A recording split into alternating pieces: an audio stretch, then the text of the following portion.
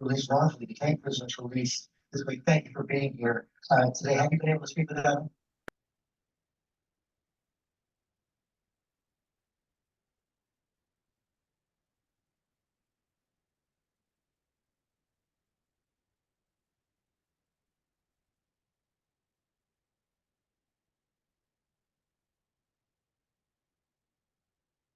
Hello everyone, this is FideMaster Viktor Neustroyev. Today we start our webinar. Okay, let me adjust my settings a little. Yeah, like that. Okay. Maybe even like that is better. So please let me know if the video and audio quality is good and you can hear me well. So I muted your microphones because there was some background noise, but if you want to say anything, you can simply unmute yourself and ask any questions, suggest any ideas or what you want. There is also a text chat, so you can use it too. So what are we going to do today? We are going to talk about opening the repertoires. So how to create an opening repertoire. And here I should admit that, well, choosing the opening repertoire depends on your level. So it would be great, guys, if you will tell me your ELO. Can be chess.com ELO or USCF or FIDE, for example. So please tell me in the chat what your ELO is, and that will give me a hint of what which principles I should pay more attention to. Okay, so John is 2000, Michael is 1200 on chess.com. Brian, Brian is 1400.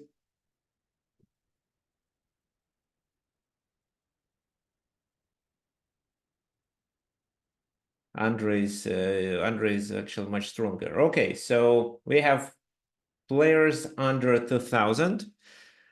Okay, I can actually, yeah, so most of the players are under 2000.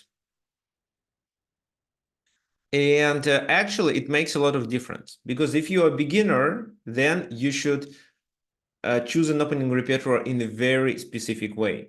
So let's start. So every time when you are improving like a chess player, you need to choose different openings as white and as black. So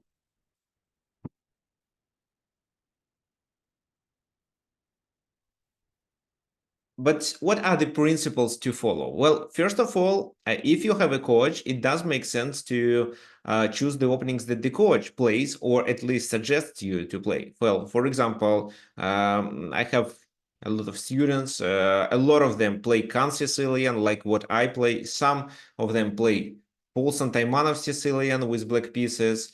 Because I also play it and I'm familiar with most common ideas there. What else? Some play French defense. Nobody plays e5 actually. So it's either c5 or e6. Well, why?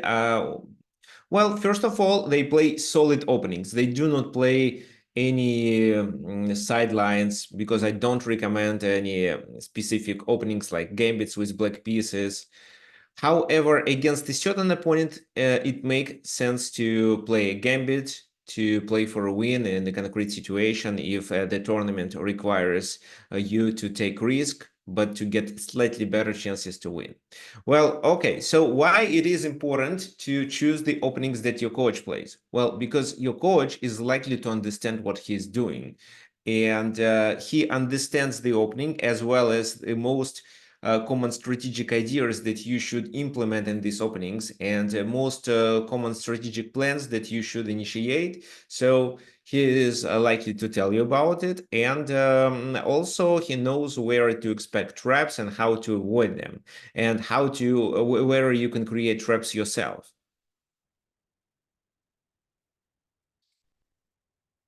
Okay, what else?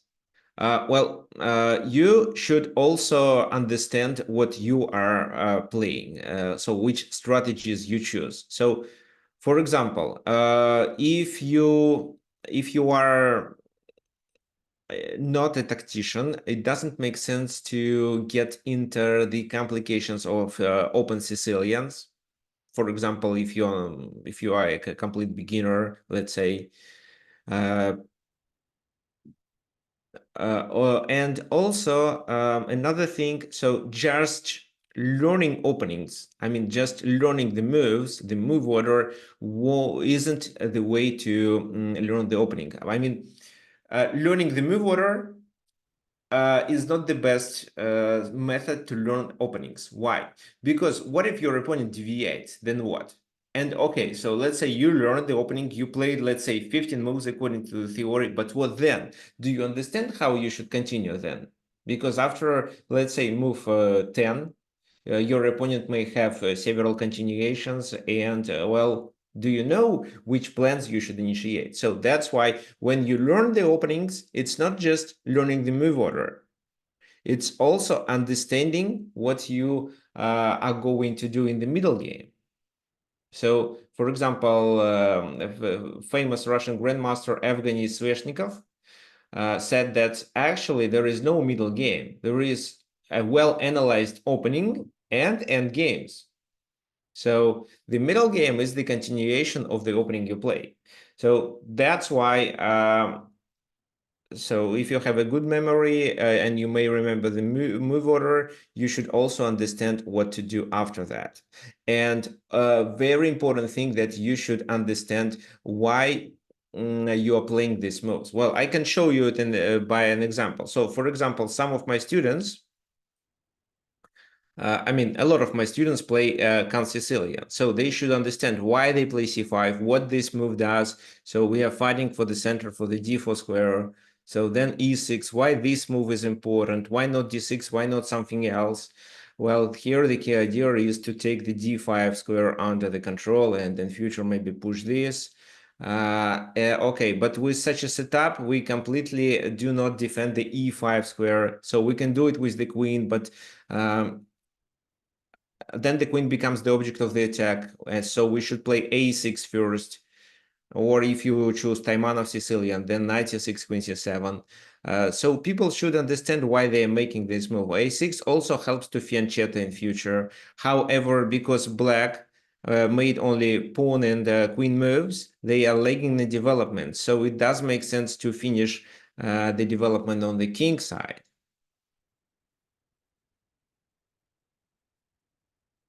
And castle the king to catch up the white's development, at least a little. What I like about this position is that black is flexible. They can do a lot of, I mean, they are ready for any counterplay that white can initiate. Okay, so this is the way that you should learn the opening. So this is just a very simple explanation. So you should understand what each move is played for, not just remembering the lines.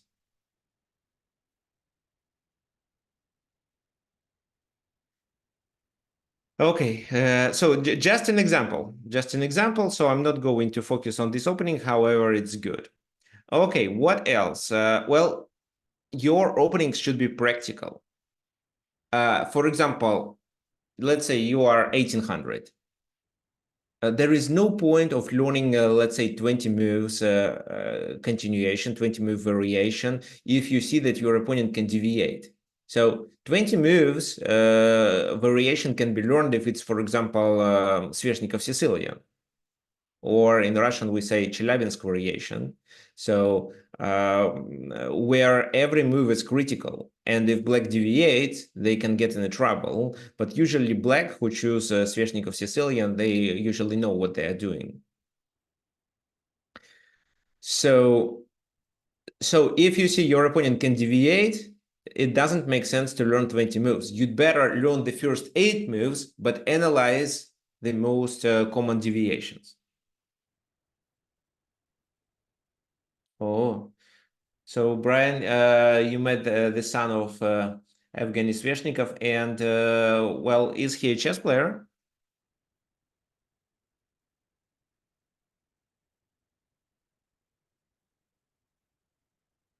No, he's international master. Okay, perfect. Okay, so what else?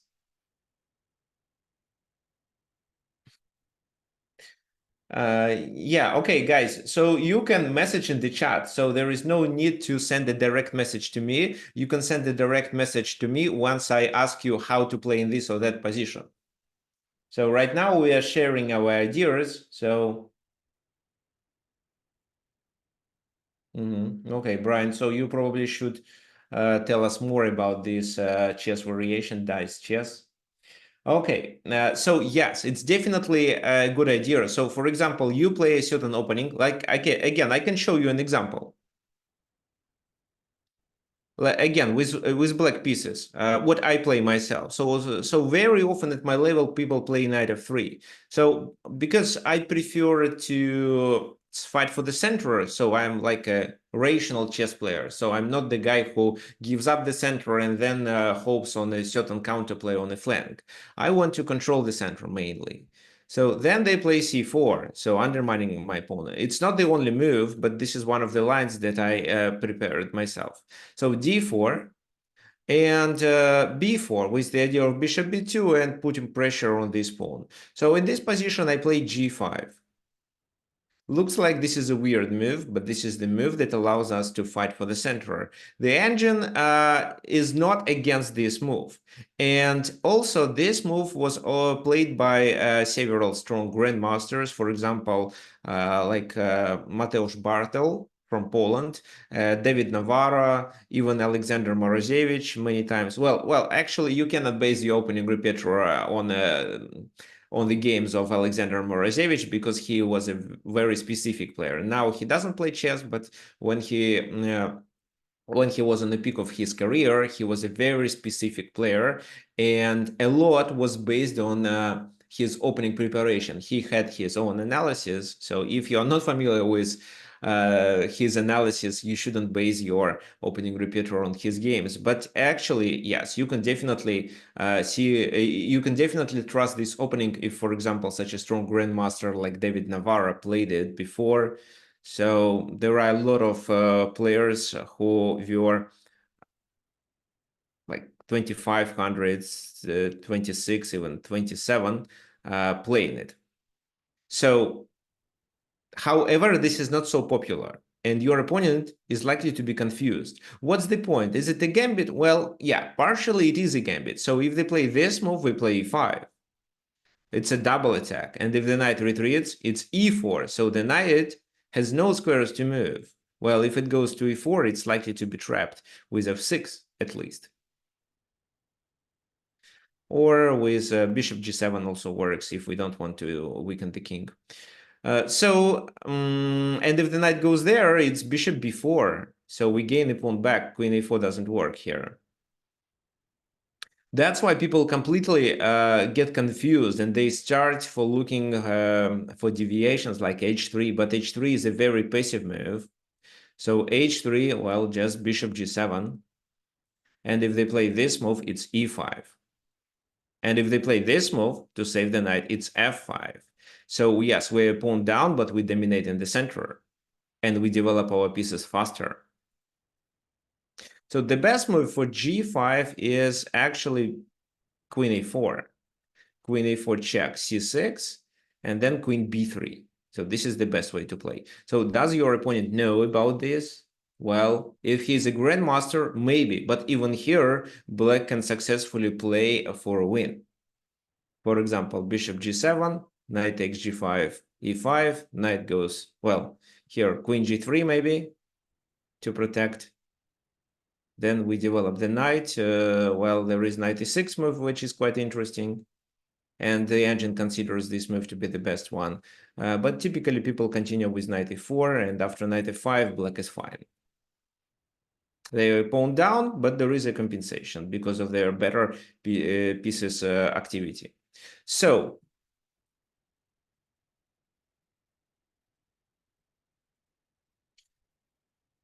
Well, in this scenario, knight f3, d5, c4, d4, b4, g5, it doesn't make sense to learn the lines so deeply. Instead, it makes sense to analyze different continuations, such as h3, queen b3, queen a4, d3, knight takes g5, bishop b2.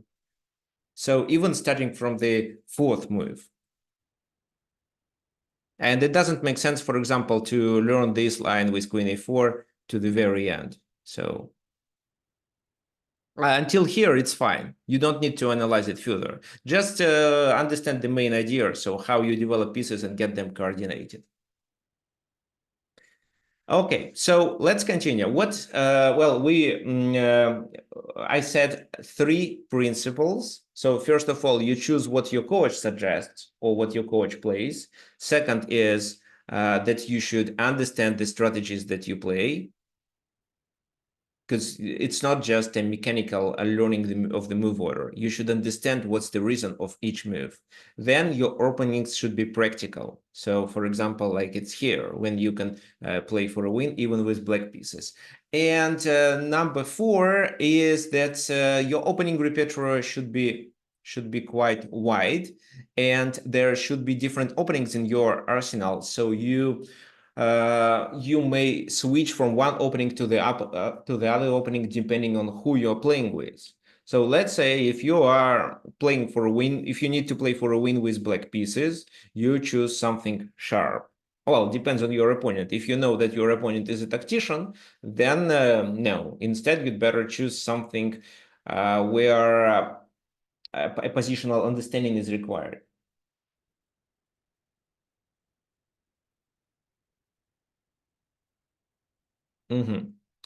So you should have such openings to play for a draw for white and for black. So for example, if you, if it's such a tournament situation that you have to draw the game, for example, like it was when I played in Montenegro, it was a round robin tournament with international master norm. So I didn't fight for the norm, but my task was to score half of a point in the last round to get 2300 rating to claim FIDE master title. So what did I do? So I offered a draw to my opponent. So I knew that he plays e4, so we played the exchange variation of French defense, and then the game ended simply in a draw.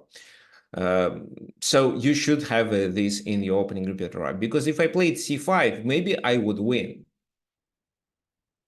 But I didn't want to take extra risk. That was the reason.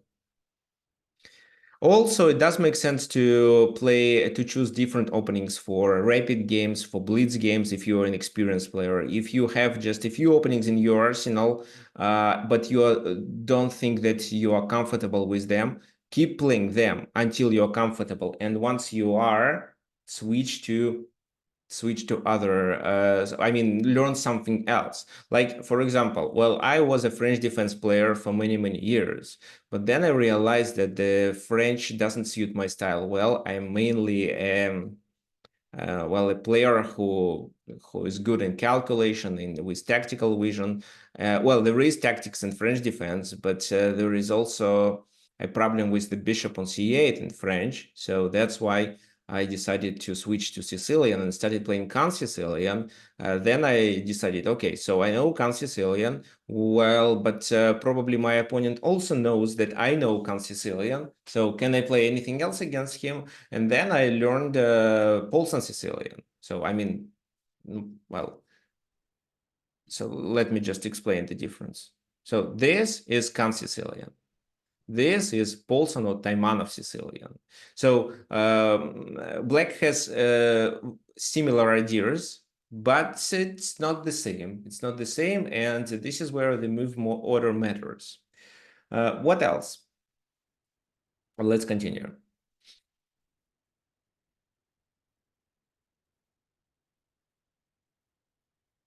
Okay, and of course you have, the fifth principle is the most important one. You have to keep in mind your your playing style. So you should understand what kind of player you are. So, for example, again, if you cannot remember the exact line, but you understand long-term maneuvering well, then it makes sense for you to, for example, play Queen's Gambit with white pieces, where the positions are more closed, and even if you make a wrong move, you won't lose the game. Well, doing London makes sense if you cannot learn the moves at all. So I'm not a fan of London. I kindly recommend you to avoid this opening because, in my opinion, playing London system restricts your chess potential because you always play the same type of the position. So what's the purpose? Because, well, I play Sicilian very often, yeah. So, but every time the position is completely different. There are a lot of games, there are a lot of ideas of what I can do. So in a certain position, I have tons of options and I have to choose which is better. I have to calculate. I also force my opponent to calculate, but London is very closed. And again, so one wrong move doesn't lead to advantage of any player. So I would instead suggest you to play Queen's Gambit. So, well, which opening to play with black pieces against e4 if you are a positional player? Well, yes, you can play e5. You can play e5. Well, you can play neither, for example. It's quite a solid opening. You can play Caro-Kann. It's more about a positional play rather than tactics. If instead you would like to attack, then, for example, King's Indian defense for black. Right, Sicilian, any Sicilian line, including Dragon, Sveshnikov Sicilian, and, well, Count Sicilian, obviously. If you want to attack with white pieces, if you are a pure tactician, then Evans Gambit for you. So actually, yeah, I will read your comments a little later and answer all these questions. So if you are white, let's say, I would recommend you playing Evans Gambit, especially if you are under 2000. So if you are around like 14 to 18, this Evans Gambit will suit you well. Of course, it depends on your playing style, but if you like to attack, if you like to create threats, why? Because it's easy to learn. Oh, well, it's not so easy to learn, but it's not difficult to learn this opening, but it can be a surprise for black. So black may know some moves, but may not understand the peculiarities of the positions that may appear. And by playing Evans Gambit, you have always to calculate. You have always to look for threats, to look what's going on. Everything is hanging, and with every move, you have to create a threat. So this is that provides a very positive effect on you as a chess player, because you have to keep a lot of things in mind at one moment. So, well, for example, like you always kind of you all put your position at the risk, but at the same time, it's risky for your opponent. So if you, let's say, play d4, d5, d4, d5, c4, and e6, let's say knight c3, knight f6, knight f3, let's say they play what? Bishop e7, bishop g5, castle here, knight d7, for example. Then what do you play? Let's say rook c1 maybe, or what? AC takes d5. So there is no risk. Even if you play a wrong move, well, bishop d3 is fine, castle. So if you play a wrong move, instead you play maybe this move, well, it's not wrong. Well, let's say you play queen c2. Or even h3. It's not a wrong move. Well, h3 is inaccuracy, but a very small inaccuracy, and your opponent cannot take advantage of it. And if he plays a kind of inaccuracy, let's say he does g6 at some point, so it's also a very small inaccuracy that you won't be able to take advantage. But in Evans Gambit, it's completely different. So here, let's say, well, you can castle, or you can play queen b3. So let's say castle, g7, you play knight g5, and actually he already is in a trouble. And even if, well, if he plays a logical move, he loses the game right away after queen h5. So if he plays something else, and what else can he play actually? Knight e5, then you play knight f7. Knight f7, bishop f7, queen h5, taking this bishop. So again, well, he moves the king, and then you take on a5, and he has to defend. So he has to play accurately. And for players under 2000, it's, according to my experience, it's really complicated to play several moves in a row properly, especially if they are required to defend the position with either the only moves or almost the only moves. So this is what I suggest. Well, so I had a friend of mine, he is an international master, and he suggests his students to play even King's Gambit. Why? Well, his students of maybe 6 to 9 years old. Why? Because King's Gambit allows them to obtain initiative. And it's, well, black very often doesn't know how to play against King's Gambit. Okay, now let me talk about e4, e5. So there was a first question that Brian asked. So here we have, let's say e4, e5. Why I don't recommend doing e5? Well, it depends. If you want to draw the game, you can continue with this move. In the Russian game or Petrov defense, you are likely to draw, but no Stafford Gambit. Stafford Gambit is a bad opening, so it's a unsound trap. Well, you may say, how is it possible? For example, Eric Hansen plays it. Yes, Eric Hansen plays it, and he wins, not because of the opening, but because he is a strong grandmaster. Very often he loses there if white plays properly. And on my YouTube channel, you can actually find how exactly to play against Stafford Gambit and how to punish such players like Eric Hansen. Okay, so knight e5 here, d6, of course, knight goes there, and this. So here, knight c3, this is what I play because, well, black can equalize there, but it's more understandable for me rather than for black. The vast majority of chess players play this, d4, d5, and the position becomes symmetrical, most likely ends in a draw. Also, these positions, so if not before, but let's say castle. So because against masters and grandmasters, I do not play Evans Gambit because they know how to deal with it. They can defend, so I usually play this, so knight f3, d3. And well, this type of the position is equal.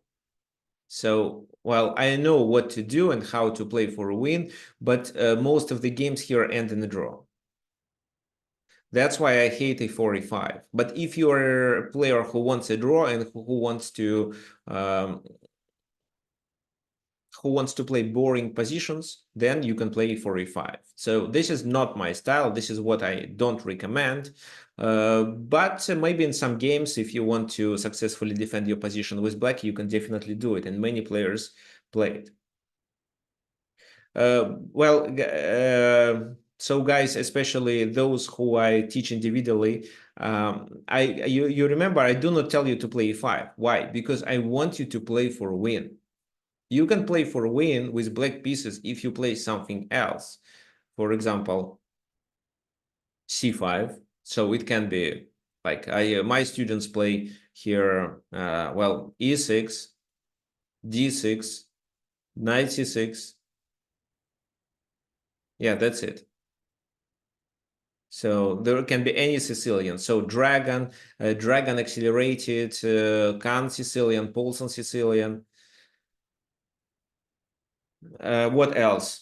French defense with a lot of tactics. What I don't like about French defense that it can be always an exchange variation where it's easy for white to make a draw, but it depends. If you, let's say, choose this setup with the pawn on f6, so there can be some unsymmetrical positions where you can take your chances and play for a win.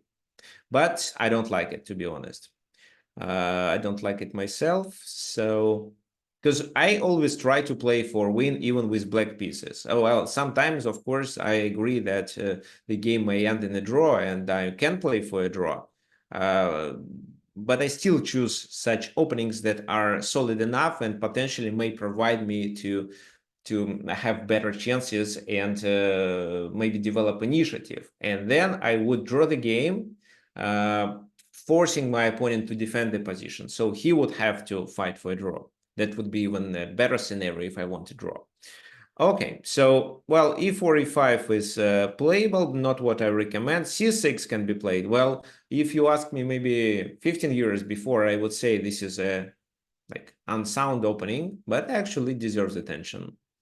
Nowadays, the theory shows that c6 is quite solid. Okay. I like when I put King's Indian attack. Okay, so King's Indian attack, yes, can be played for those who prefer attacking.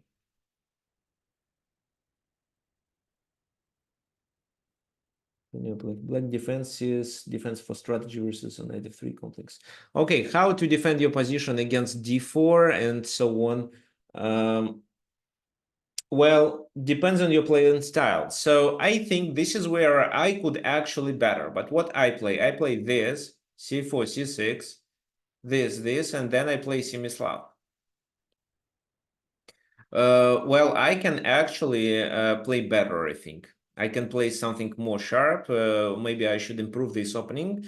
Well, I know it. Here, the key idea is to capture the pawn on c4 and try to hold it. For example, in bishop g5 variation. But maybe I should switch the opening maybe to Grunfeld or Nimza Indian. So this is what I play. So against knight f3, I still play d5, and very often the game is likely to get transposed to the same variation. So, but if they play g3, then I play knight e6, and almost everyone here plays d4 against me. Why do they play d4? Well, d4 is actually a good move that illustrates that the knight on c6 is not well placed. Because in d4, d5 positions, black usually tries to use the c pawn to fight for the center, to play c5 or to play c6 to defend the pawn. Here, the knight is here, but on c6 blocking the pawn. So black rejects a lot of typical plans. But let me explain the concept. So knight c6 is played with the idea of doing e5. So if I didn't play d4, then after e5, the position looks really good. So bishop e6, f6, queen d7, and even castle queen side with an attack on the king side. But d4 is definitely strong. But for d4, I also have a solution. It's bishop f5. And after this move, it's knight b4. So they would have to defend like that. And then I would play e6 here. Well, there is a concrete line. It's shown in my course. Well, and this is where I illustrate most typical ideas. So here, for example, bishop e7, they can play c4, c6. So bishop goes there. I play knight f6. They can play c5. Then I have to play a5. Then they do this. And then I think it's knight d7. So, and if they win a pawn, I simply win it back with b6. Well, you may say that, Victor, you don't win it. Well, yeah, you're right, I don't win it. But then I have a strong attack here. So what I actually did, I definitely have a compensation for the pawn. Why? Because these two pieces are not playing, especially this bishop on g2. So for example, if the opening was something like that, so knight f3, well, okay. So let's say knight f3 this, then for example, they do not play g3 but play something else. Let's say what? If they play d4 right away, this is where I wouldn't play knight c6. This is where knight c6 is obviously a mistake. Because now the bishop doesn't go there. And if the bishop doesn't go there, then probably the bishop is either here or here. And in both positions, the bishop is good. So I play knight e6 when g3 is already played. Okay, so this is what I suggest. And actually, where you can find it,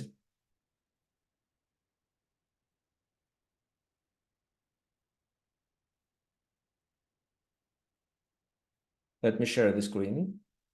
So here at the Chess World, you can find my courses devoted to these opening repertoires. So yeah, well,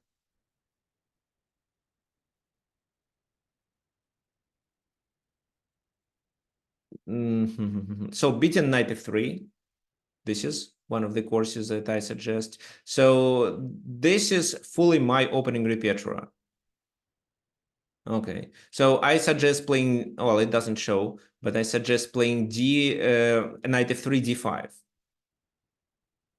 Well, I can send you the link if you want.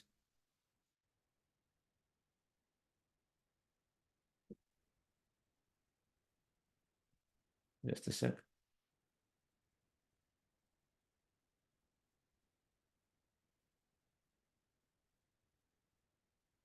So this is what I recommend to watch if you want to play against knight f3. And for d4, I have a Semislav course there.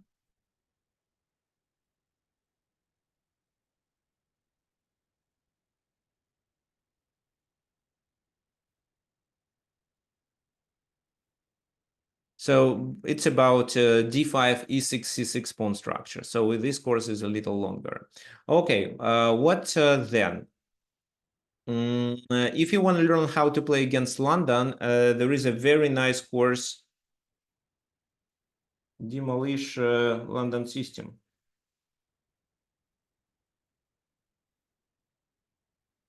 Yeah, this is Demolish the London System. So this is my course on Chessable. Kindly recommend. So it's probably the best course about how to defeat London System. Well, maybe there are some better courses, but well, here people enjoy this course, and there are many positive reviews actually. So for the Chess World courses, you can use a coupon of Victor 60, for example, add to cart, and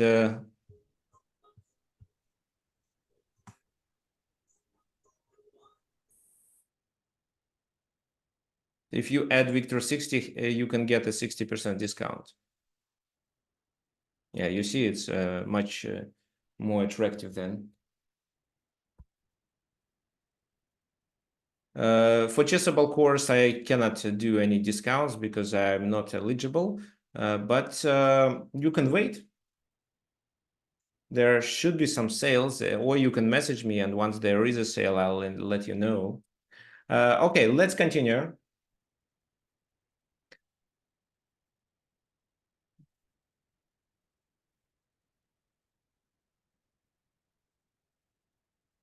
Let's continue. So your questions.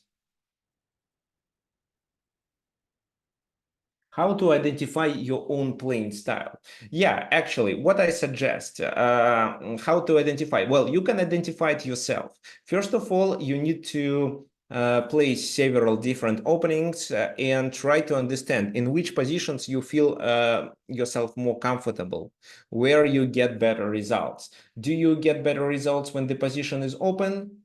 When the position contains tactics, or when it's about just strategic maneuvering? If it's strategic maneuvering, then there are some, well, like I said, Queen's Gambit, for example. What else? For both, actually, for both colors. Well, maybe London. If you are a tactician, then, well, you definitely should play Sicilian and e4. So let me explain, well, my situation.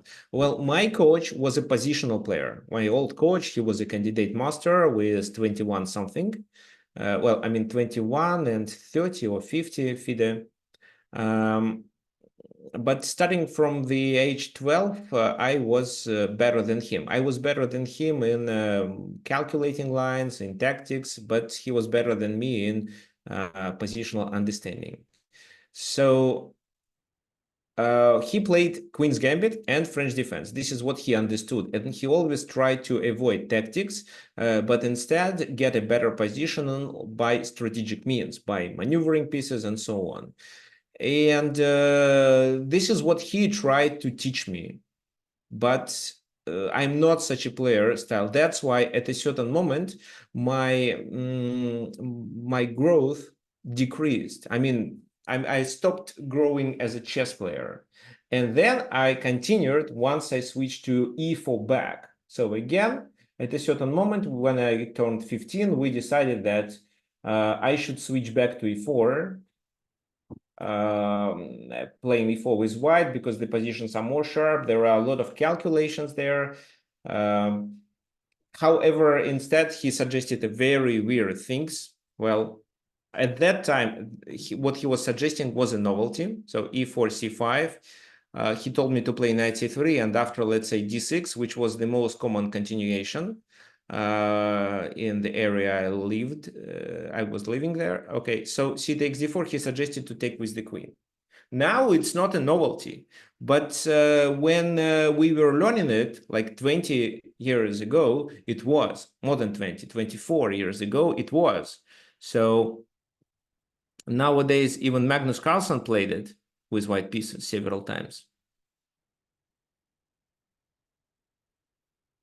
Okay, but I would grow better as a chess player if I played open Sicilians, like d4, for example, like some dragon variations. So you need to understand your playing style. That would save a lot of time. So, for example, I spent 3 years on doing wrong openings, and that's why I didn't grow well. If I play d4, like, okay, so when I was like 8 or 9, I played d4.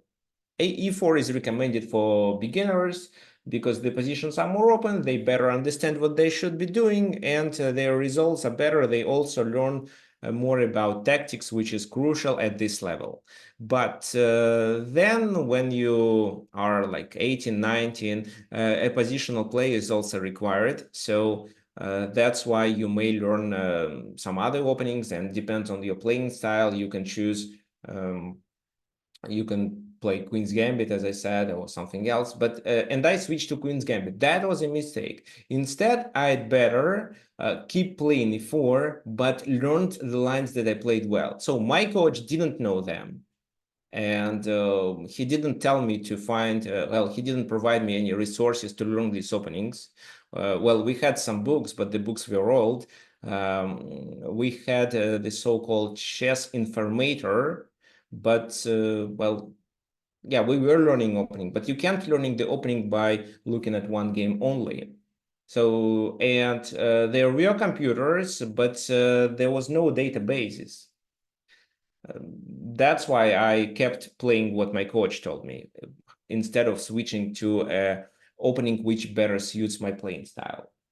So just think about the positions where you are more comfortable, what kind of openings they are, and what specific of the position you can notice. Like, is it tactical? Is it positional? Do you understand when you improve your pieces, or do you want to calculate the line and initiate tactical strikes and so on? Okay, so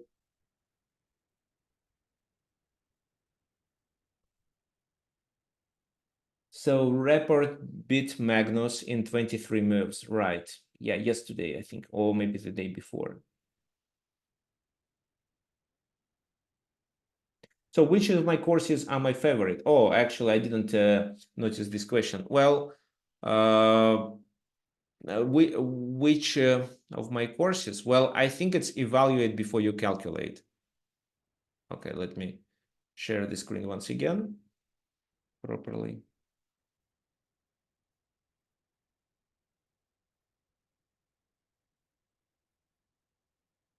So evaluate before you calculate, this one. And also the one about Sicilian. So people, I think, underestimate this course. So it has a rating only of 4. So I can send you the link here if you want.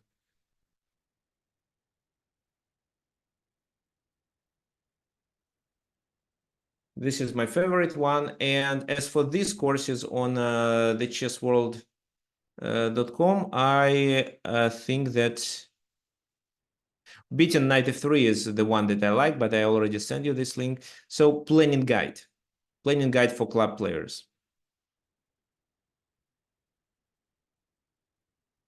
This is a really good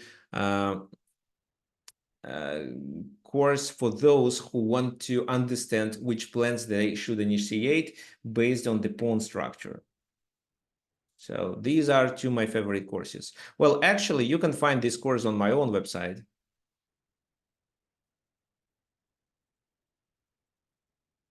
tricksofchess.com, or you can just message me at tricksofchess@gmail.com. So here, planning guide should be all courses. Hacking tactics, planning guide. Yeah, here it is. You can message me and I'll provide you with a discount. So you can message me at tricksofchess@gmail.com. Okay, so actually today the webinar is not about promotion of my courses. Actually, I prepared a lot of games for you to analyze. Yeah, thank you, Alan. Alan, yes, it's not chess informator, it's just informant. That's right.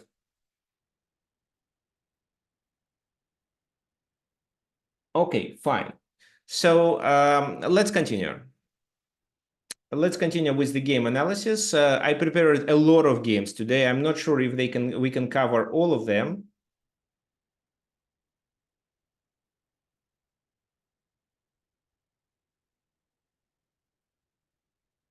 What else didn't I tell you? Well, so the most important thing is that your opening should be based on your playing style. Just remember it. If you cannot define your playing style, message me. I'll help you. You can even just well, for that you can even just book one class and I'll help you, or you can send me a few games and maybe I'll help you even without any charge. So send me a few games in PGN, then I can give you some hints at least of what to look for. And also sometimes it does make sense to change your opening repertoire, maybe once in 2-3 years. Not fully, but add another opening. Okay, so for today, I prepared several games. And first of all, we are going to choose this one between Anand and Ivanchuk. Well, e4, e5, knight f3, knight c6, and bishop b5. Well, it's Ruy Lopez. Well, I hate Ruy Lopez because of this move, knight f6. But if a6, it's actually quite playable. Bishop a4, knight f6. Yeah, because of Berlin. Thank you. D3. And well, I also play d3 myself. Here, the main move is castle, actually. But this variation doesn't provide white with any advantage, and both players understood it. However, white played it because they wanted to play a like long-term maneuvering. They wanted to get a complicated position and provoke black to make a mistake, which exactly happened in this game. So both players had to maneuver with their pieces slowly, and it's likely that one of them can make a mistake. And Vasily Ivanchuk is actually a genius. Well, in that moment, well, actually, it's quite an old game. He wasn't one of the top players in the world, but he was already a genius. So and he's good with calculations, he's good with combinations. That's why Anand chose this long-term positional play and this exact variation.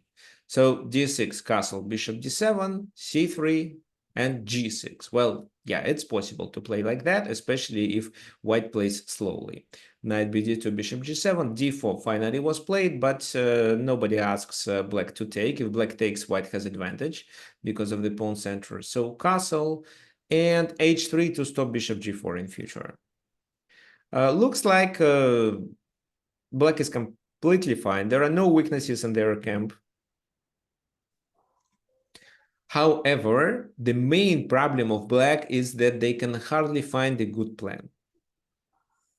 Because if they try to overtake the initiative right away, they are likely to be punished. Because the white's position is also balanced. So they played this move. Well, with the idea of doing knight f4. So, well, this move is not bad. So d takes e5, d takes e5, rook e1. Just some prophylaxis. The knight goes there. Queen c8, the knight goes there. So here bishop h3 definitely doesn't work. And of course, both players understood it. It didn't happen. So for example, then the queen goes to f3 and black just doesn't have enough resources to attack. So that's why simply rook d8, preparing a discovered attack. Of course, the queen goes to e2. h6 as a prophylaxis. This knight goes there. It's hard to find another spot because if the knight goes there, it's knight f4, and after bishop takes and pawn takes, the knight has to move once again.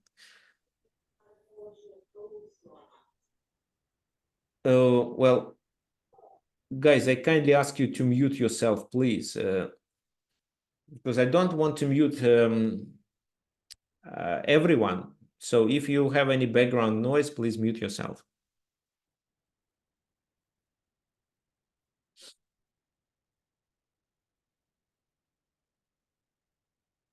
Okay, so I didn't read some comments on YouTube. So, for example, Dominic said that he always lose when plays Caracan with white pieces or black. But Dominic, can you please clarify it? So what white should do? Well, b4. Well, b4 makes this a weakness. What's the purpose of b4? So that was a Brian's suggestion.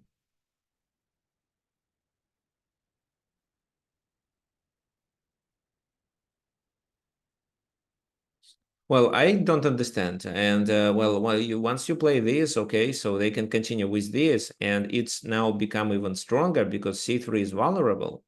So I don't think it's a good idea. Well, grab space, but create a weakness. Just grabbing space doesn't make so much sense. So I don't think we should push the pawn because this knight has no option but to go to f4, and we do not tolerate this knight on f4. We have to capture it, and then the bishop becomes open. So it will be a strategic mistake to play b4 right away. I would say maybe this move because there is nothing to do there. At least knight h2, first of all. b5 was played. The bishop goes to c2. I would play bishop b3 actually. Then bishop e6, and finally Anand decided to go to b3 to exchange the bishops. Well, if this and this happens, then the rook will attack a6 and one of these pieces would be tied down. So that's why black didn't capture. So they played knight f4. Knight, the bishop takes, pawn takes, rook a d1. Well, to bring the rook to the center, why not? Rook takes, knight a5, attacking the bishop. However, the bishop is protected twice, with a queen and with a pawn. So knight goes there, attacking this bishop. That's why bishop takes, knight takes, and this knight goes to c4. So it seems black improved their position a little. At least they attack a weakness, and their knight is well placed. Their disadvantage is this pawn on a4, which is the object of the attack. So queen c2, knight goes to e5, a very good spot for the knight.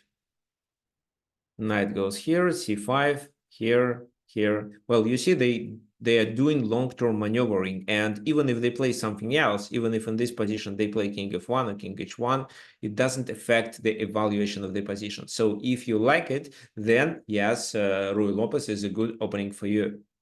So here, you even don't take any responsibility making the moves.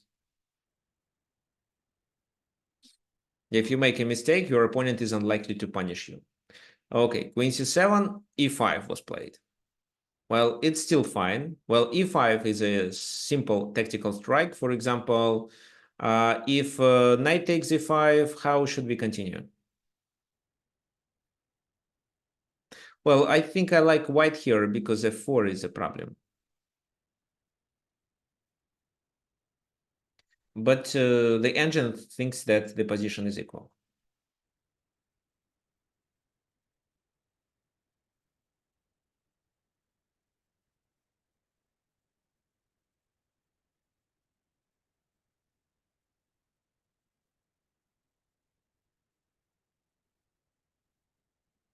Okay, so yes, Alan, you're right, but don't you think that this rook can defend the bishop on e5?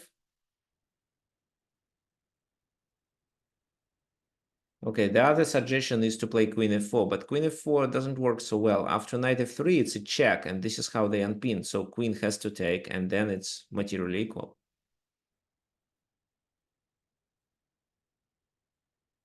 So knight e4, bishop e5. I mean, knight e5, bishop e5, queen d5, attacking both pieces.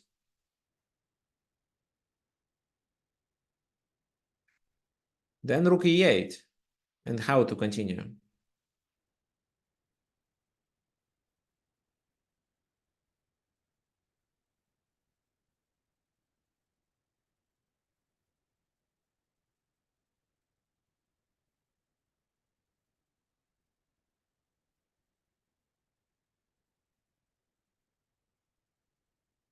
Yes, it's either knight g4 and knight f3. So yes, this is what would happen. So knight a5, bishop a5, queen d5. It's a double attack. So this move. But the key idea is that there is a pin. So after knight f3 or knight g4, there is no big difference. f6 cannot be played. So they simply lose this bishop. Well, you can ask me what's wrong with this. Isn't it a pin? Yes, it is a pin, but they unpin with a check. And the queen becomes hanging, so queen has to take. And once the queen takes, the rook can move to, for example, d8, and it's equal. So that's why only taking with the knight and doing queen d5. What if the bishop takes? Well, if the bishop takes, then you can take here and then play queen f4, creating a pin, which is actually a double attack. This time, doing knight f3 is just a knight blunder. So they probably defend with the rook or with something else, and then at least you can take on h6. So white gains a pawn at least. That's why rook e8. So if queen f4, then it's knight e5.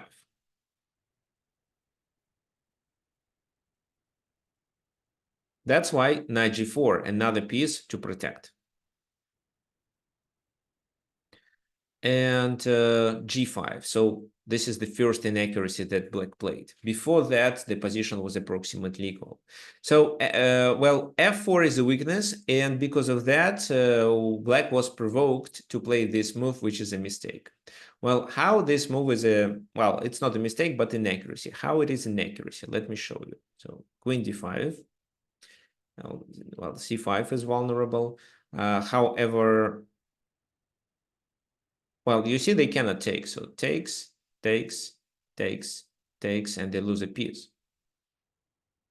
They played rook d8. And if now you capture on c5, what then happens? Who can tell me?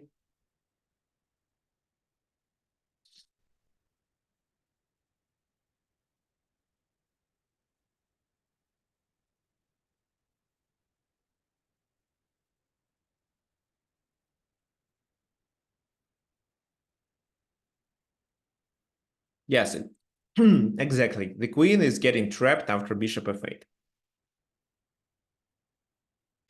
So that's why queen e4. Rook goes back and rook d1. Can knight e5 be played in this position? Let's see. So knight e5, knight takes knight, bishop takes, and knight h6. So no.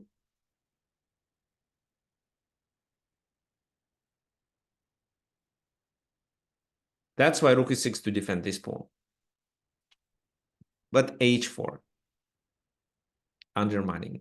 So maybe they'd better take on h4 and then maybe queen f5 or something like that. And well, the position is just very slightly better for white. However, again, the second mistake of Ivanchuk, he plays this. But Anand didn't take advantage of this mistake.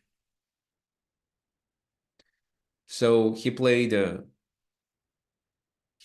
gh2. What do you think he should do in this position? Who can tell me?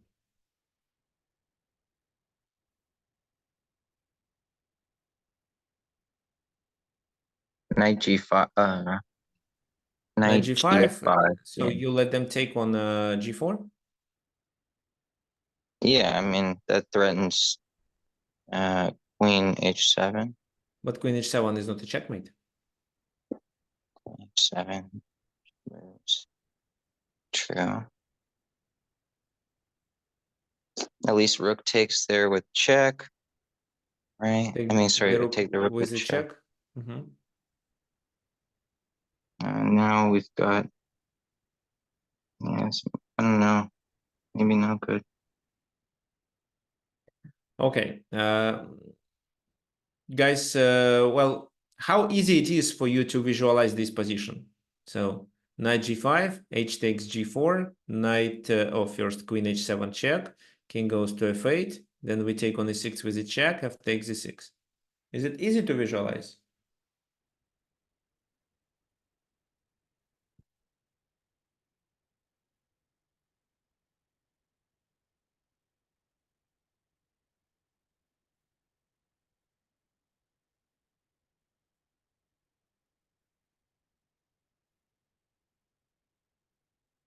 Okay, not so easy. Well, okay.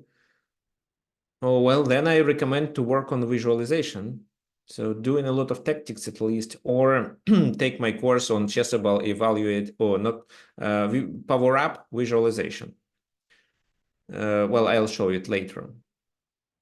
But I think it's easy. It's not a difficult line. So I did analyze this game, but I didn't analyze this concrete line because I didn't consider it to be promising. So knight g5, h takes g4, and queen h7, in my opinion, doesn't make any sense because the king escapes and I don't see how to continue the attack. We can do this, but there are two pawns here, so we are unlikely to capture them quickly, but we are likely to lose a5. That's why instead I suggest to capture on e6 first, and after f takes e6 play this. We still lose on e5, but this time they're forced to take with a knight because the knight is under attack. So knight takes, rook takes. Well, f4 is not hanging, but how to continue? So, well, rook a6 becomes a threat. What else? Queen e8 becomes a threat, actually, right?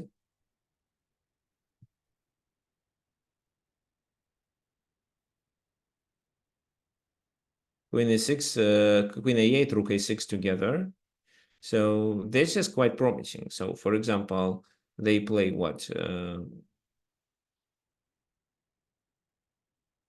Let's say g3, queen e8,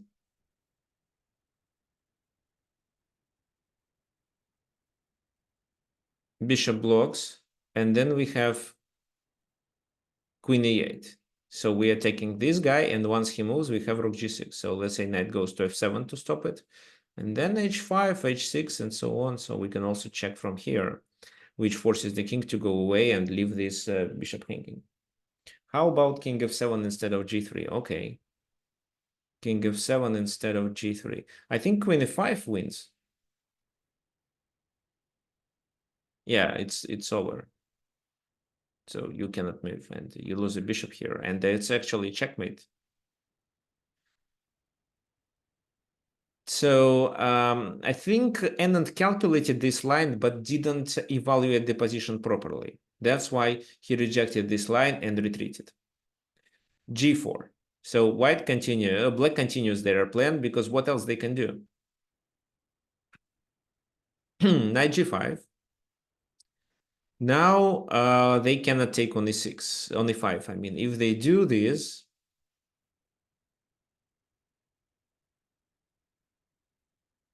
then what happens? Who can tell me?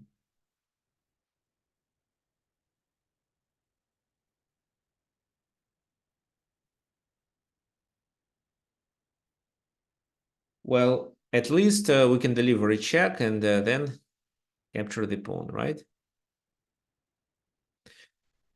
So then after we capture this pawn on h5, then these two are vulnerable.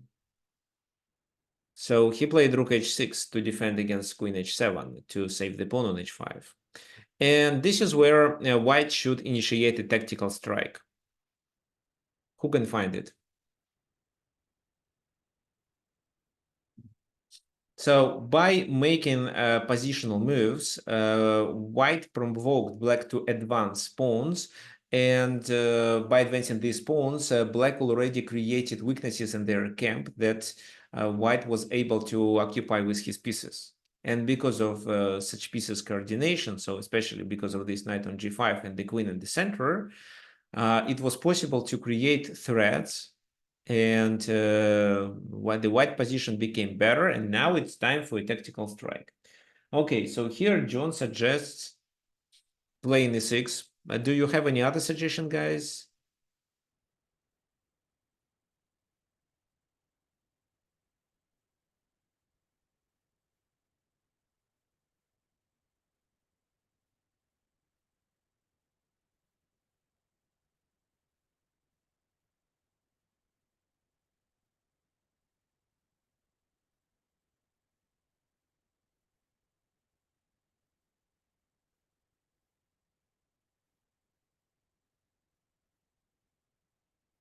Okay, e6, g takes f4.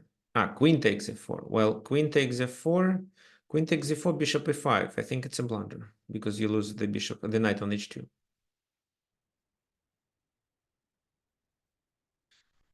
Okay, so e6 was played in the game. It was an accuracy. Instead, the best continuation was rook d6, the move that Mike suggested. So, Mike, can you please share what your rating is?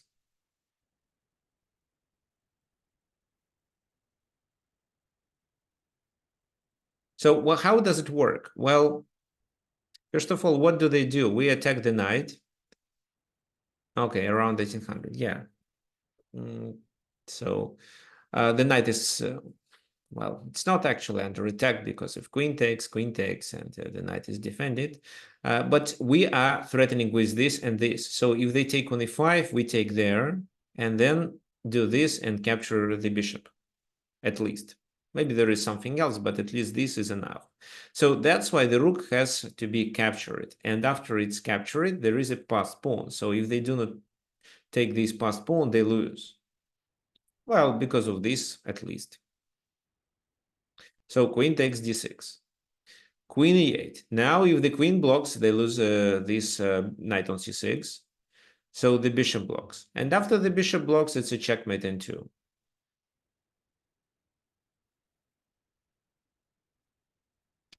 Well, I think for a grandmaster, it's possible to find such a move. So, but maybe he originally prepared d6, or maybe he was in a time travel. So f takes e6, knight takes there. Okay, so the one more thing. Queen f4 is a mistake because of this. Now you cannot capture on f7, you cannot deliver a check, you have to move the queen away and lose this knight on h2 with a check.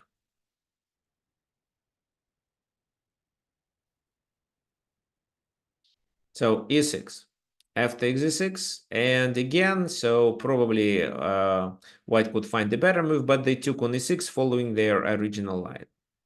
Queen e7, so they lose this, but take this one. Rook e1. Bishop e5 is interference. Knight goes back to g5. So it seems to be okay. And actually, it's not losing for black. They should continue with queen d7 to get rid of this pin. But they played king g7, and that was a critical mistake.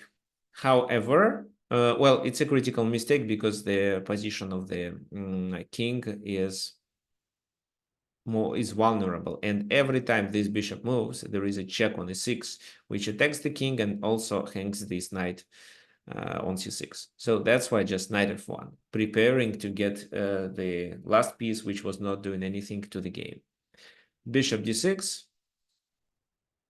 Well, here you cannot take there because you lose a rook on e1. So knight e6, as I suggested. King goes to f7. And well, if you take there, they take on e6 with the rook. Probably this is what Vasily Ivanchuk had in mind, but instead queen f5. So what now? Well, if they block, I think it's knight g5. Let me see if there is anything else. No, it's this move first.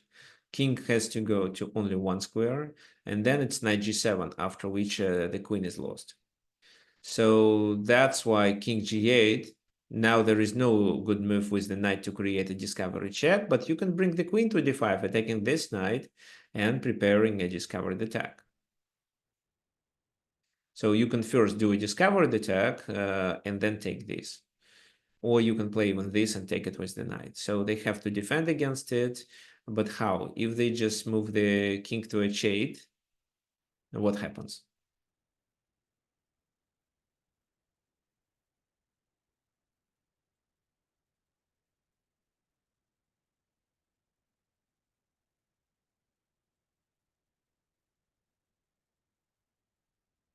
Who can tell me how to continue in this position? Well, there is just a simple move which wins the material.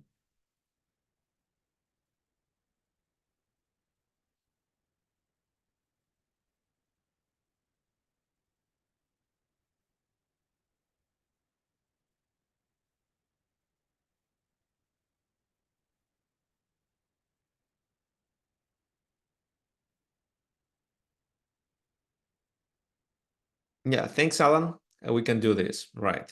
And then check, which is a fork. And even if they play queen e8, they still lose. So queen d5, knight e5, but the game is over. So knight f4, queen goes there, then this move. So the queen is pinned. That's why queen f4 is illegal. Queen takes d5, rook takes d5, and well, black is 2 pawns down, and white successfully realized their advantage. The game finished in 5 moves. I don't think it is important for us to analyze it. So what do you think, guys? Who can tell me who liked the way that Vishy Anand was playing it? So it was just symmetrical position with symmetrical pawn structure, I mean. Then it was a long-term maneuvering. And then you provoked black to make a mistake by weakening this pawn. So they played g5. That was their first mistake. Who likes to play like that? And while you're thinking, let's prepare another line.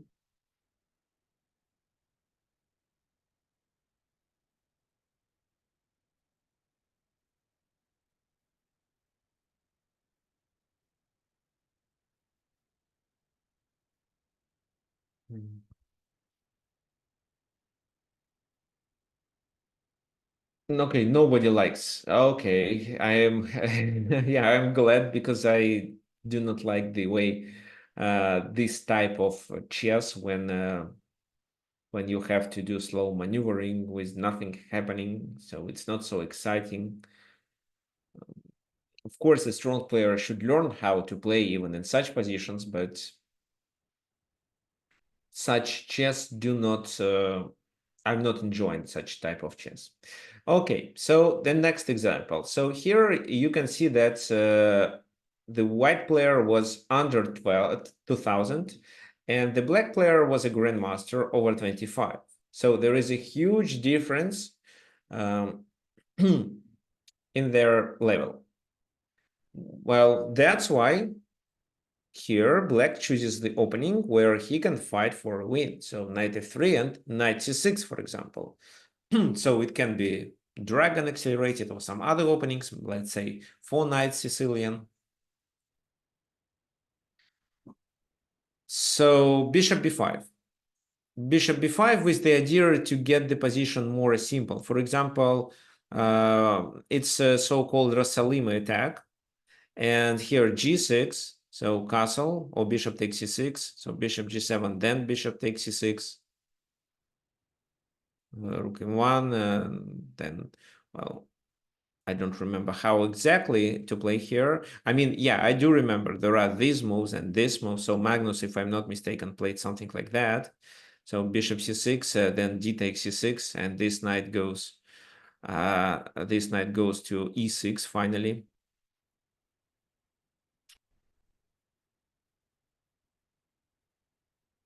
Yeah, there are games between Fabiano Caruana and Magnus Carlsen. They were played in London in 2018. Right. So, well, but this is a long term maneuvering where the players are likely to have approximately equal position. But what's the difference between a 2000 player and a grandmaster? Well, of course, a 2000, I mean, a grandmaster understands the position better. He has more experience and he calculates lines better and faster. That's why it makes sense to change the type of the position. And instead of playing ordinary Rosalimer, play something else. Even if this something else is not the best move in the position. So, for example, here black played g5. Well, it's actually an accuracy. But at the same time, against a 2000 player, it's a move that deserves attention. What's the purpose of this move? Well, white, if white plays properly, white may obtain some small advantage, but can he hold this advantage? Because the position becomes so complicated that black has better chances to overcalculate his opponent. Well, if white doesn't take, then black is definitely better. It's g4 coming. So knight takes, knight f6. Well, it's not the same idea, because in my idea, I fight for the center. So I have the pawns here already, and I can push d4. But yeah, g5 has the same idea to chase the knight away, but after knight g5, it's different. It's completely different. So they, instead of fighting the center, they just develop pieces. Well, and they should, because then it's queen h5 coming, which cannot be played in my lines. Castle and rook g8. So that was actually well, half positional, half tactical sacrifice. Why? Well, they improve the rook and try to pressure the g2. d3, protecting this knight. Knight goes to d4, attacking the bishop. Also, the knight goes to the center to create some attack on f3, maybe. Now what? d5. This move is required to bring the bishop to the game. So e takes d5 and b5. So instead of playing just Rosalimer, black wants to play for win. So he wants to make the position complicated because he thinks that he is a better calculator and a better tactical player than his opponent. So that's why he chooses this opening, even if it's not the strongest continuation and not the, well, a little unsound opening. Okay, so what happens? In case of this move, I think it's knight takes b3 and queen d5, simply trying to double attack. Well, maybe not, because knight c3 then. Okay, if this move, you can also just play queen d7 and try to bring the... No, well... Maybe a5 works. a5, I think, is a good idea. Okay, so c3 this is what was played in the game. B takes c4, c takes d4, h6.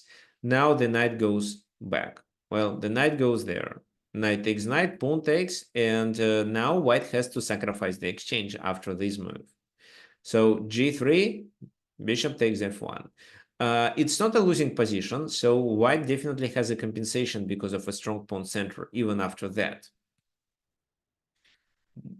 So, well, before that, white was playing actually well. So even a 2000 player can play several moves really well. But because the position is very complicated and any tempo, every tempo matters,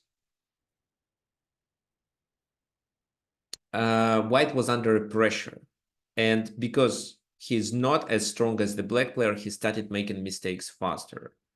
So he got to the position that he wasn't familiar with, and that's why he started making mistakes. So this is a natural move, but already a mistake because it allows black to develop initiative. Instead, it was better to play knight a3 and capture this pawn later. For example, c3, knight b5. Well, they take, but they lose on d4, and there is a full compensation, 2 pawns for the exchange. Having in mind the better coordination of white pieces, I would say white is slightly better, but queen c4 looks natural, but is a mistake. Well, here white was relying on this queen exchange. But if, for example, a queen exchange happens, this rook enters the enemy camp, and then black is better. He played knight a3, protecting the bishop and protecting this queen. Now, e5. So look, with every move black plays, black forces white to calculate lines and potentially make mistakes. So, for example, what do you think after e5? What was the best continuation for white? Who can guess?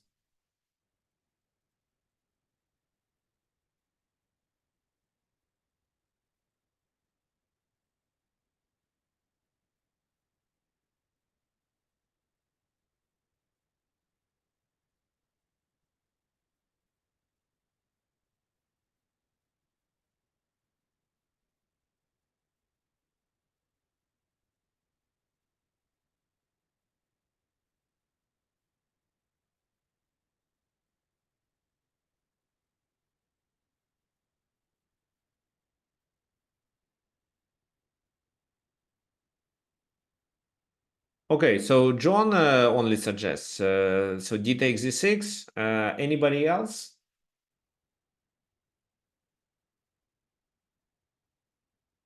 So d takes d6, queen b5. E takes f7, king takes f7, knight takes b5. Okay, f4. Well, f4, I'm not sure if f4 works, but let's check it out. f4.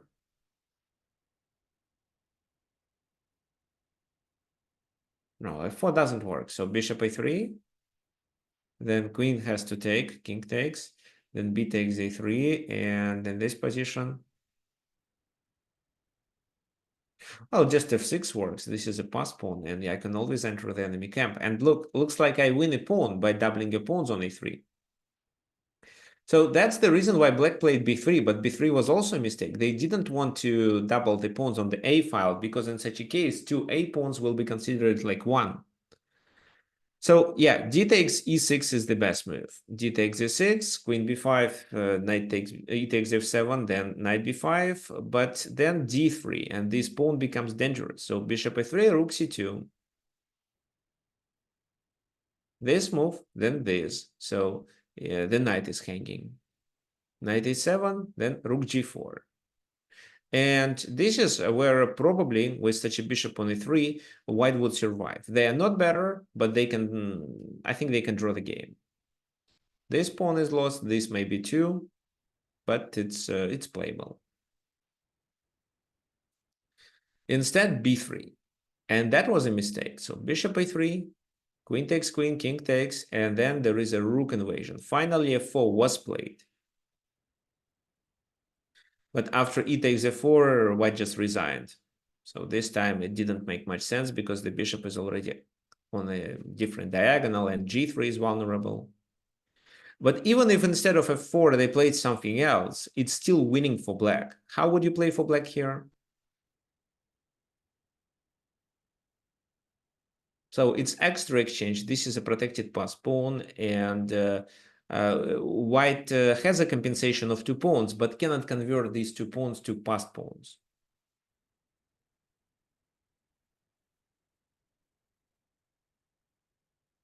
So double the rooks is one of the ideas. What else?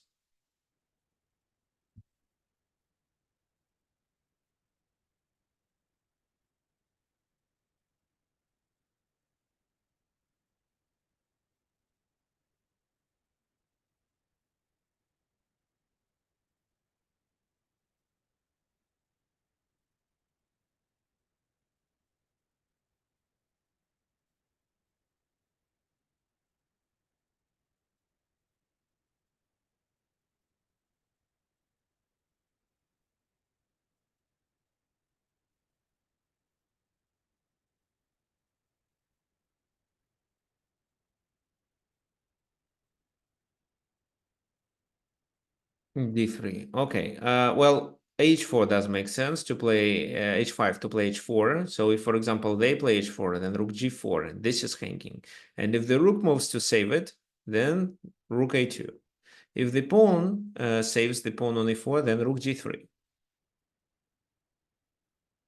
So maybe instead of h4, after h5, they have to play something else, let's say. But what something else? Maybe bishop b4. Then rook b8. So where does the bishop goes? Maybe a5 or a3 just. And then this is a weakness. So we can play this, sacrifice the pawn back, but activate our rooks. So it's completely winning. Okay, fine. So let's continue with the analysis. By the way, guys, yeah, let me share the screen. So if you want to support me and if you enjoy my webinars, so you can send a donate on this using this link by clicking on the button donate, entering the amount you want to donate, and doing it through PayPal. So here you enter your PayPal account, and then the money will be sent to my personal PayPal account. So if you enjoy the webinars, I would appreciate your help.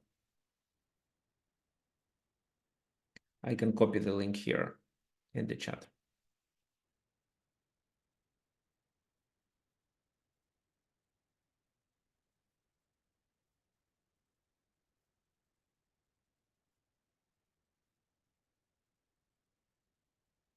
Okay, fine. Let's continue. We have a lot of games today, so probably we're gonna cover one more and keep more for future.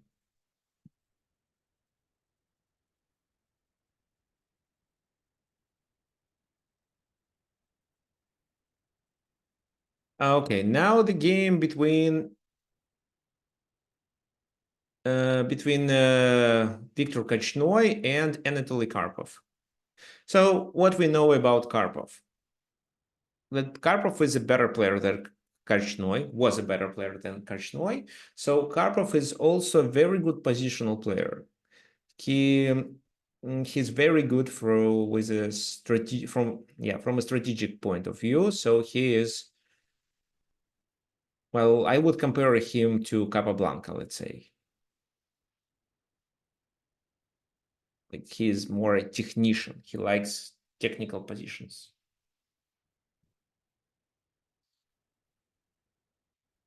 Well, Kasparov, for example, is more a tactical player. And actually, one important thing about Kasparov, so he's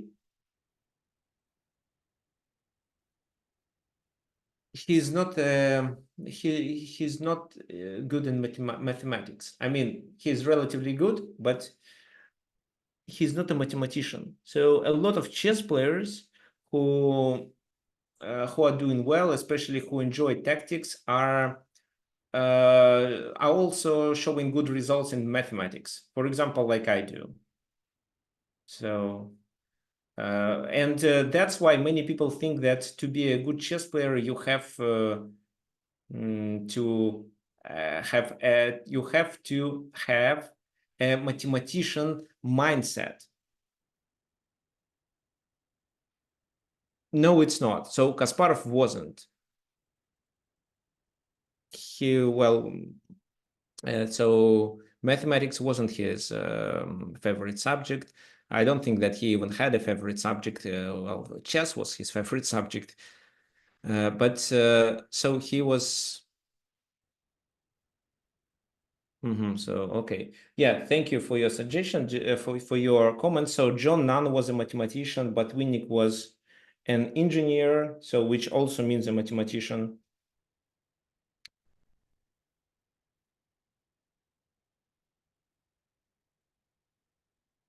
Okay, and he was actually a humanities. Kasparov was a humanities, but he was definitely a tactical player. His positional understanding was just outstanding, but his tactical skills were so brilliant. So I think he is even the best tactical player in the world, because I think Magnus is good, but Magnus is more about, well, Magnus is similar to what Karpov plays, like more positional play to better chances when he realizes small positional advantage. He has a special feeling on where the pieces should be. But as a tactician, I think that Kasparov was the best chess player in the world. Okay, so what do we have here? So Korchnoi realized that Karpov is a good positional player. And that's why if Karpov gets a small but stable positional advantage, he's likely to realize it. That's why here White chooses playing Carlsbad with the idea to force Black to defend a slightly worse endgame. Well, defending a slightly worse endgame is not the same as realizing small but stable positional advantage. So it's completely different. That's why this is where Korchnoi thought that he had chances, and actually he outplayed his opponent. So bishop g5, bishop e7, e3, this, bishop d3. So it's not the best way to play. Well, it's actually fine, but here are the best ways to play knight e2, f3, and trying to advance the pawn to e4. Nowadays, it's considered to be the strongest plan in Carlsbad system.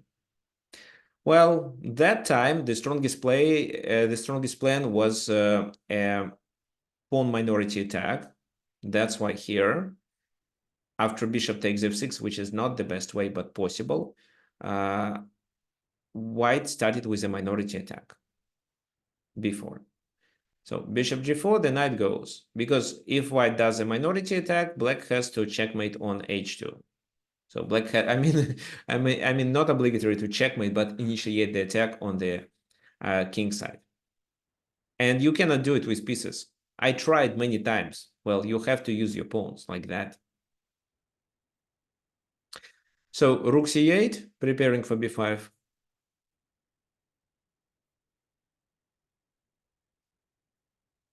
Well, yes. So it's possible to take on f6 and then play b4, but rook b1 is the most logical move here. Rook a b1, I mean. Or you can try h3 first and then rook a b1 and b4. Because after you play h3, it's not easy to find where this bishop goes to. If it goes to e6, then this knight has only one spot on g6.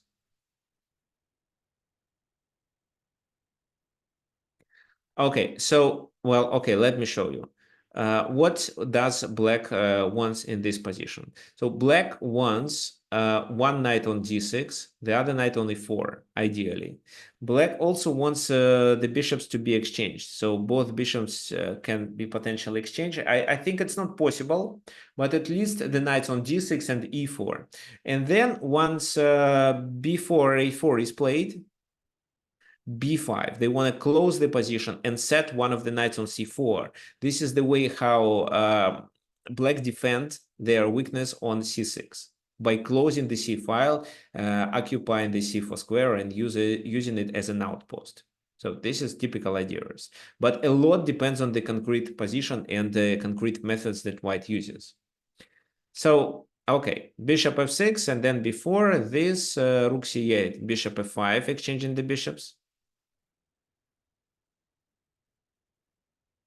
So bishop takes, queen d7. Well, what else? Well, the queen is quite active, so queen d7. And in this game, the main problem of Black is not that they are worse, but because without queens, they don't have any counterplay.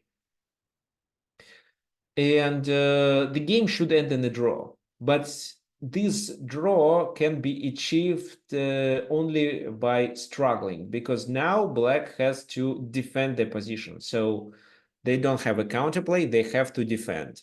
And once they defend the position properly, well, they should agree to a draw. I mean, both players should agree to a draw.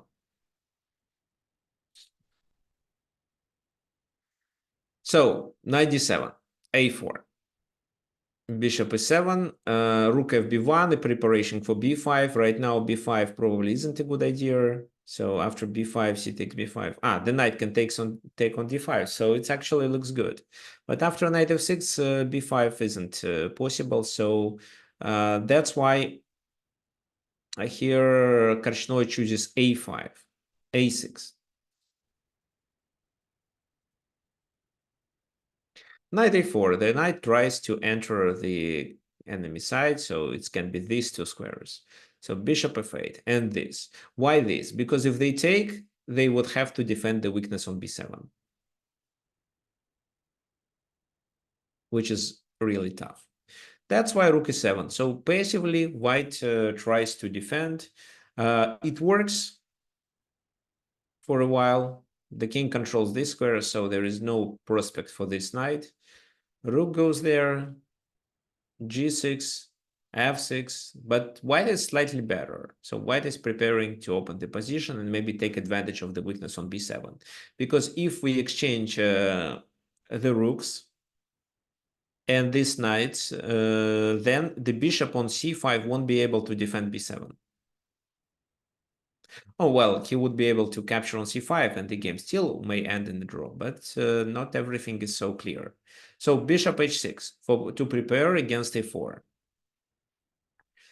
But so white doesn't play e4, of course, they bring the knight there. So bishop f8, knight goes to d2, repetition. Okay, white doesn't know how to win, so h3, just waiting move. Okay, maybe some kingside play. It wasn't the best idea, but white needs to do something to provoke black to make mistakes.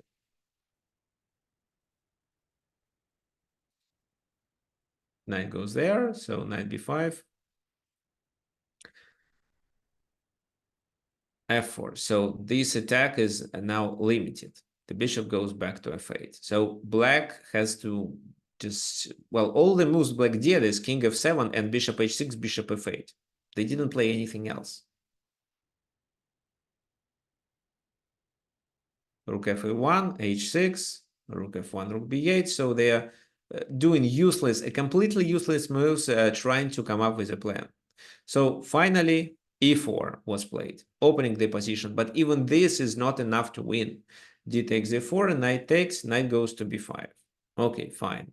Knight goes to c3 to exchange this knight. And there's also the rooks. Now white has an open file, but it's still approximately equal position.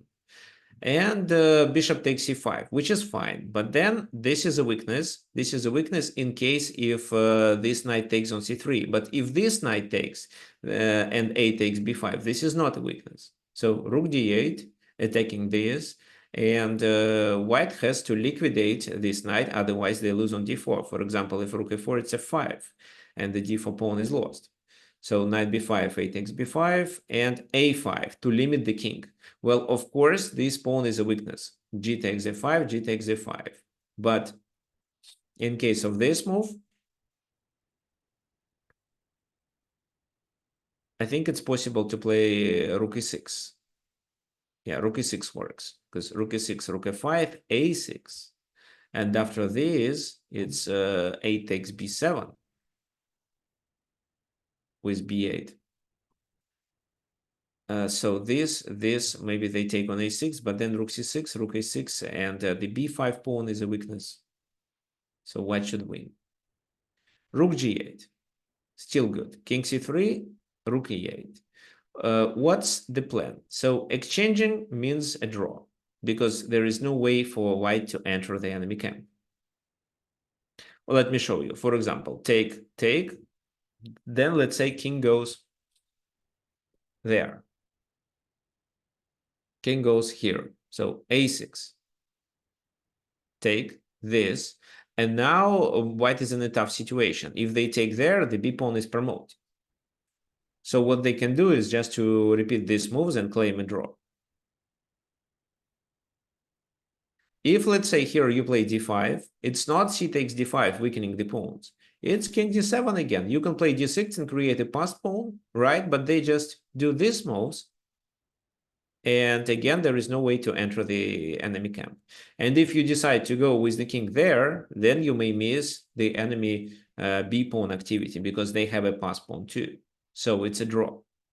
That's why white may win only if he keeps the rooks on the board. rook d2, rook e4, king b4. So the plan is to do this. Capture this and promote. Because of the rook on the b file, the b5 pawn is not so dangerous. King e8, a6, finally it was played. It still can be a draw if then black plays properly. But this is where white doesn't take any risk, but black has to defend the position properly. So rook d5, king c8, rook d3, and a5. So rook g3, threatening with rook g8 as well as with this move. And this is where they made a mistake. They played b3. That was a blunder. After that, the game is completely lost. So what do you think? What do you think they have to play instead? What's the best move for black in this position? How do they save the game? Who can tell me?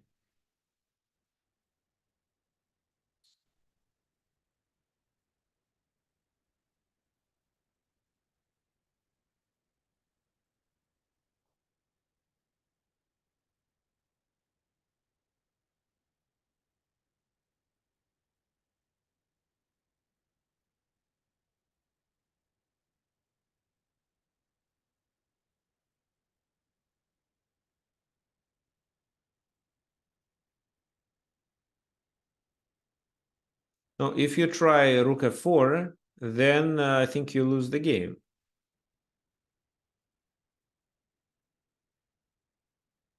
So rook f4, this, king d7, check, king d6, c7. Well, and then I promote. No, rook f4, definitely not. What else?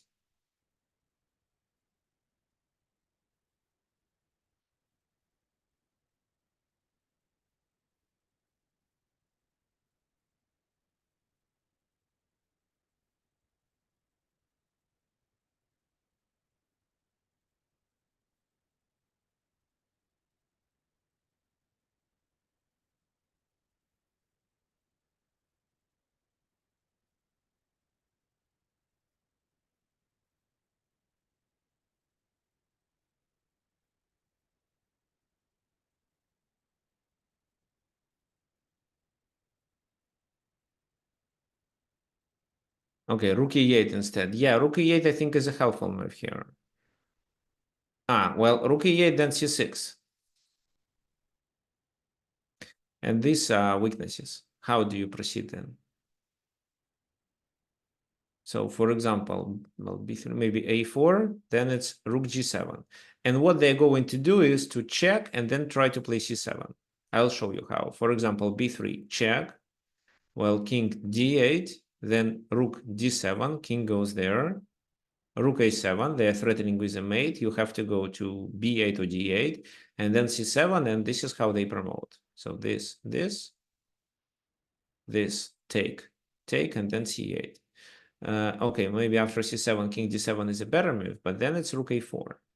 And if you do this, check here, and then what? Rook d1? No, it's a draw.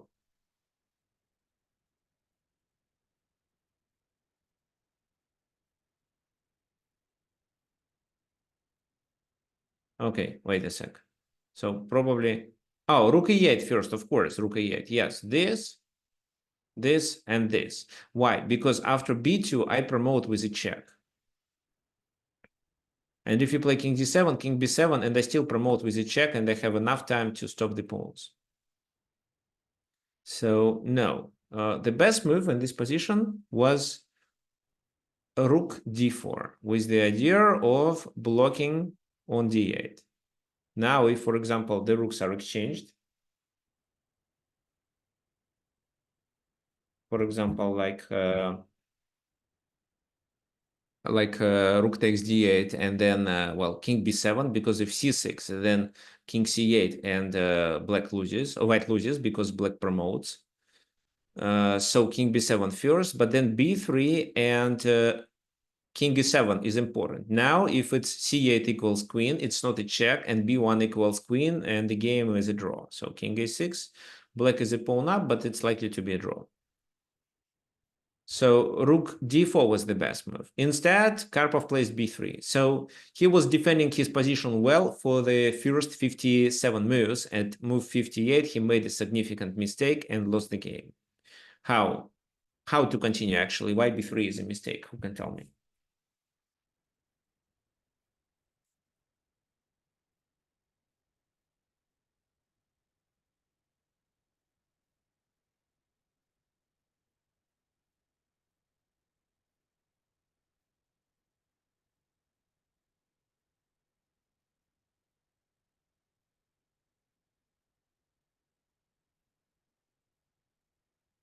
c6. Okay, Brian thinks it's c6. No, it's not. C6 is a mistake because of a check. And then you are not threatening with a checkmate.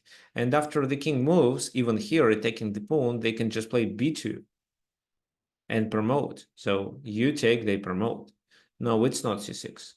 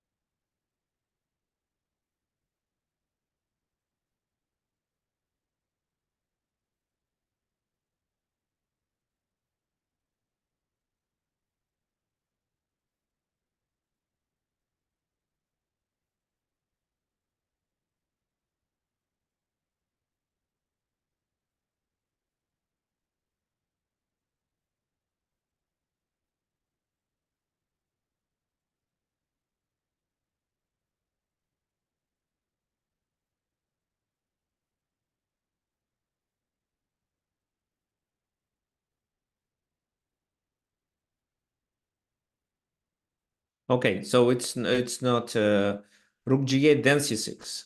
Rook g8, king here, then c6, then what? The king goes to, let's say here, but then how do you stop the pawn? So c7, for example, I can't stop the pawn, but how do you stop this one? So you can promote, win a rook, but what about b2? So the only move, thanks for Mike and Clifford, and yes, and Brian also, it's king c6. So after rook b3, king c6. This is how you create a mating threat. So even if they play rook d4, after rook b3, the position is winning. If they don't play rook d4, for example, in the game they played this move, it's lost. So check, king a7. Well, this isn't a good idea. It seems that it works, but no, it doesn't, because then we can continue with rook a3, let's say, and threaten with a check and threaten to promote too. For example, what? Let's say a4.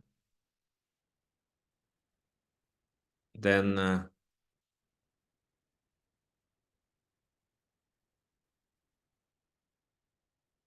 king d7, they can deliver a check on d4, and then king e7. And if they attack, we can just take these pawns, actually, yes, and then promote the f because the king is too far.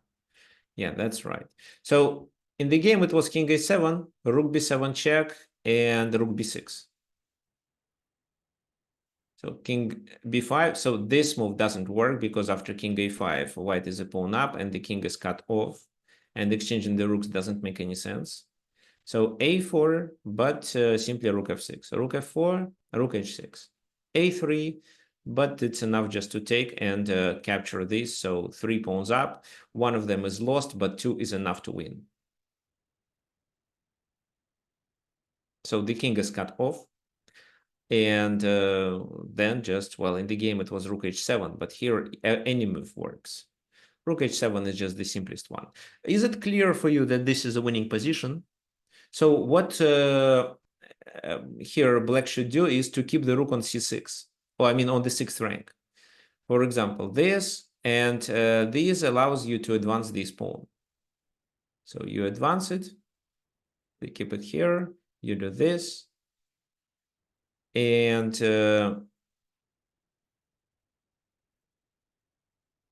but yeah, it's a Philidor position, but there are 2 pawns, right?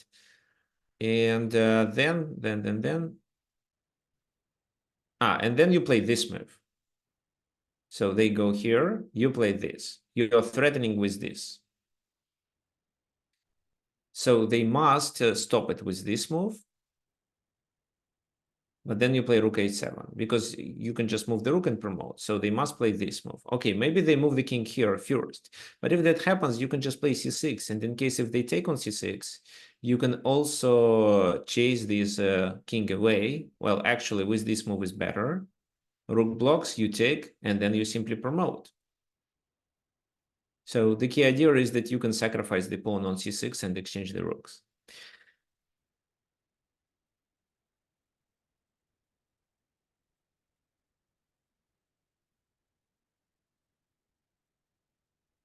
Okay, so yeah, what we had today.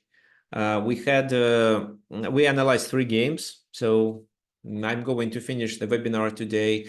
And we repeated 5 basic principles. Well, 6 actually. Well, 5, and the 6 was just a recommendation to add something else to your opening repertoire every 2-3 years.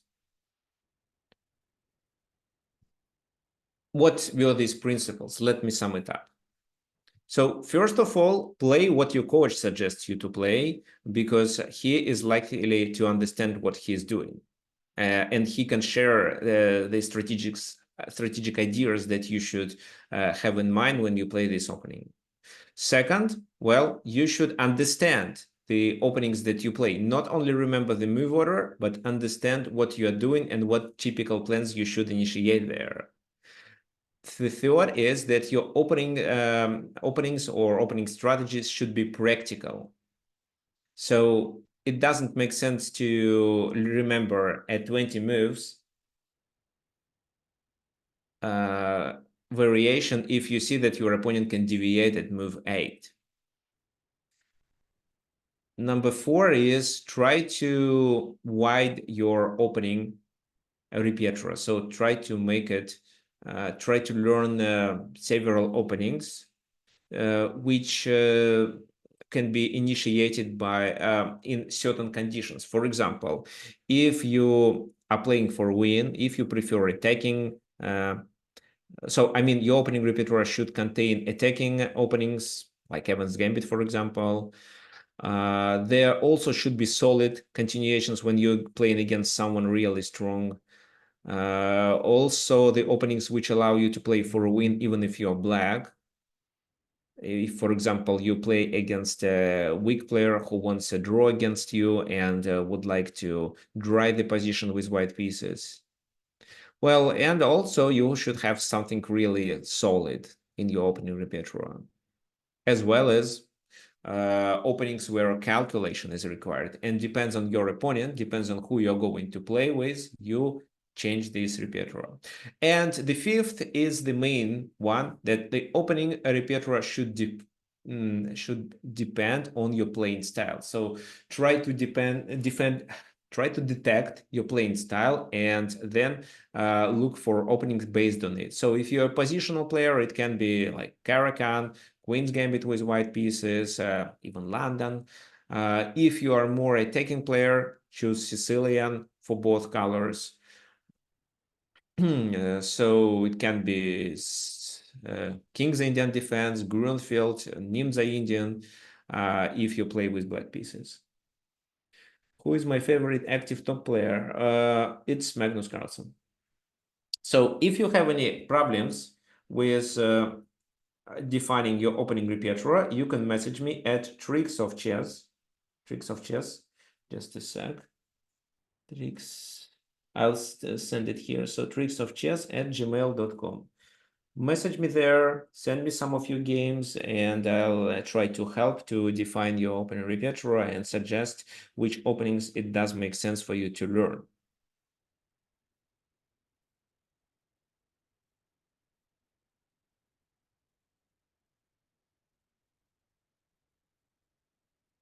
So what else? Yeah, let me close it. Yeah, well, we are going to finish for today. What else I want to say? So you can, if you want to support my webinars, you can use this link to donate. So I don't think I need to show it. Everything works through PayPal. So I'm going to copy the link. I'll actually, maybe you have it, but anyway, this is the link.